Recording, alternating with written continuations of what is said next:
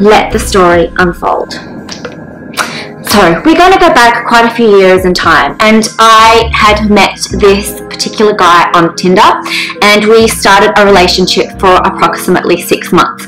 Now everything was fine, and it just got to that point throughout, like towards the last end, where like women, our intuition, actually a lot of us, some of us have amazingly strong intuitions. Like we just can sense things before they even happen, and we know things, and we can just tell, right? I do believe that it's something that some of us are just born with. So when he started to act a little bit shady, right, like, you know, I just was getting, and not when he was with me. When he was with me, he was completely fine. It was like Jekyll and Hyde, like completely different people.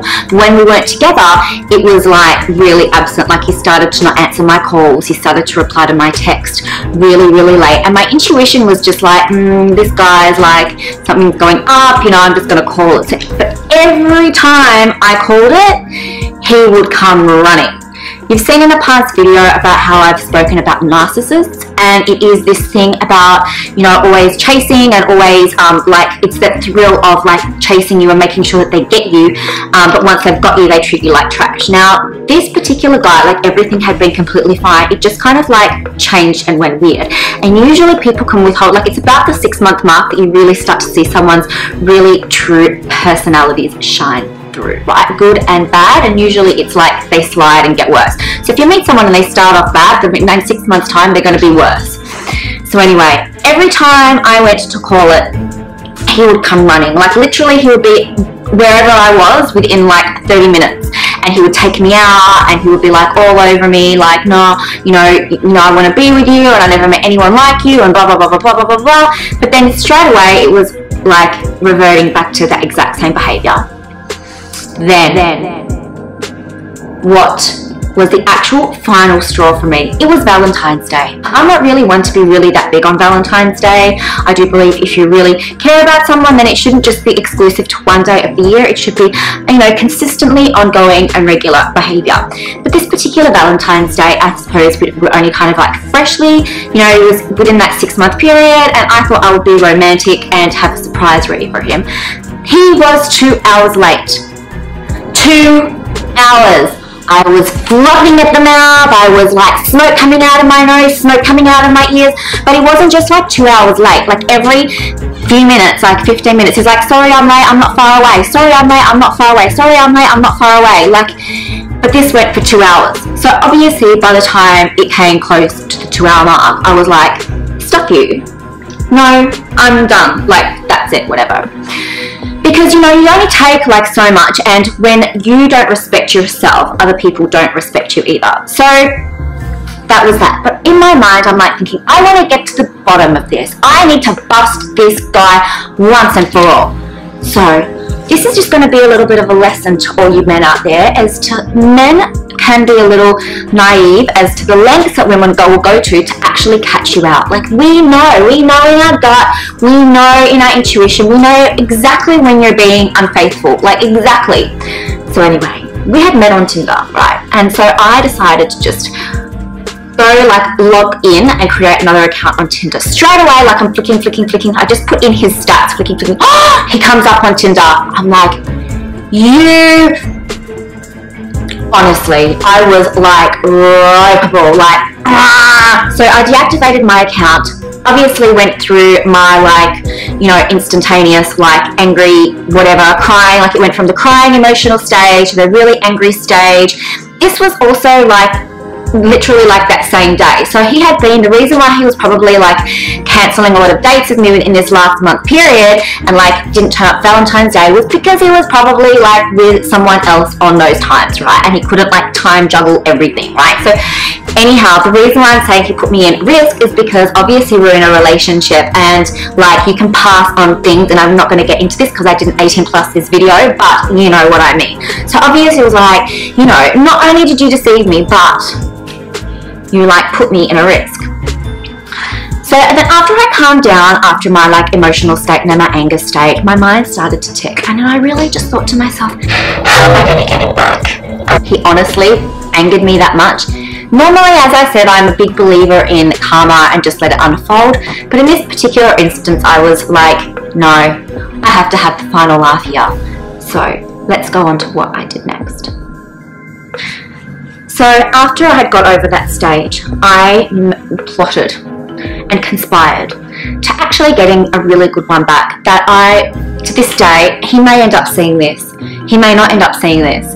There were some people like that were around when it all unfolded, and they saw me laugh like in stitches and how much it amused me and entertained me, and it was wonderful. So this is what I did.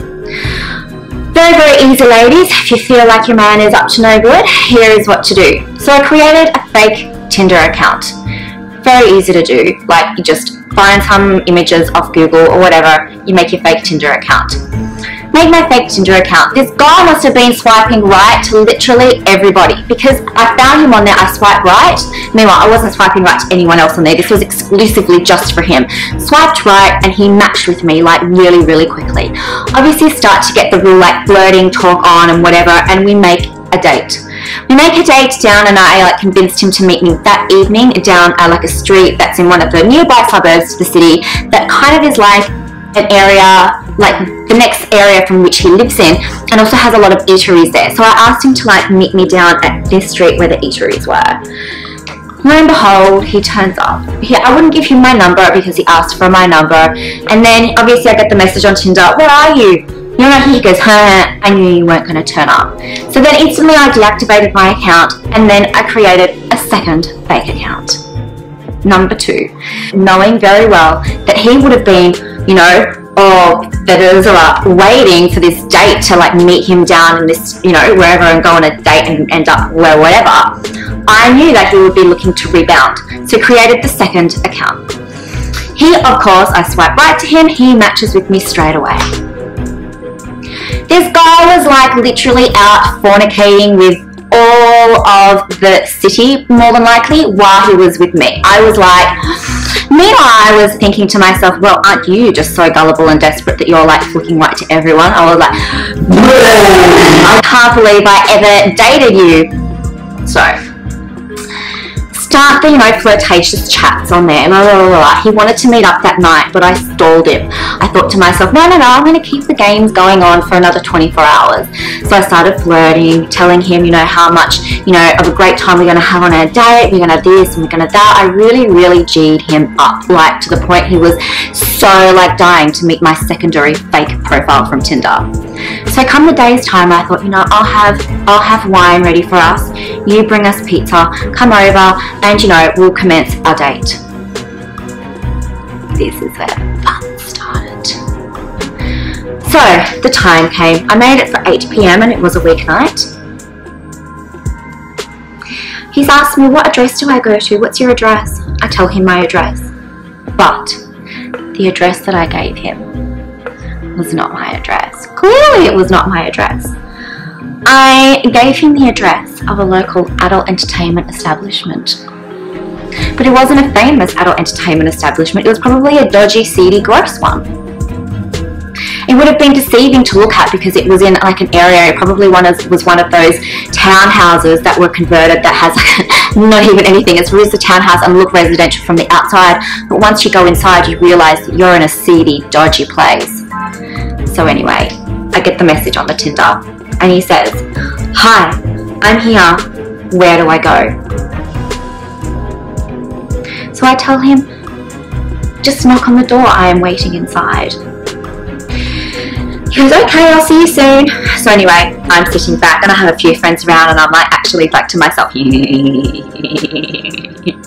like some time went by, like about 15 minutes, and I literally thought to myself, what the hell has happened? Like, was he showing the receptionist in there the messages? Was he checking to see like the photos to verify if that particular photos that were obviously fake photos were actually there? I don't know. But anyway, 15 minutes went past. Then I get a message from him. Ha ha ha ha ha. Very, very funny. Instantaneously deactivated the account and I'm on the floor stitching and in laughter, like I got you back. Then anyway, about a month went by and I was thinking to myself, like, I wonder if he knew it was me that was playing tricks on him. I wonder, just out of curiosity. Like, surely not. Then anyway, in typical narcissistic behaviour, suddenly I got a message from him. I'm so sorry, I need to apologise, blah, blah, blah, blah, blah, blah, blah, blah, blah, blah, blah, blah, blah. And I wondered, surely he couldn't have known that it was me then that played those pranks on him. Like, surely not, if he wants to meet up and apologise. And then obviously I said, no, I'm not interested. You were like cheating and whatever, like, no. And he goes, what do you mean I was cheating? No, I wasn't. So anyway, that was that. Needless to say, at the end of the day, I do still have the final laugh in all of this equation. Whether or not he was cheating or not, like, I had the final laugh. Would I condone this behaviour again? You know what, if someone put me at a health risk again, yeah, probably I definitely would. Generally speaking though, you just gotta let karma unfold, but sometimes, you know what, the last laugh is just too priceless. In another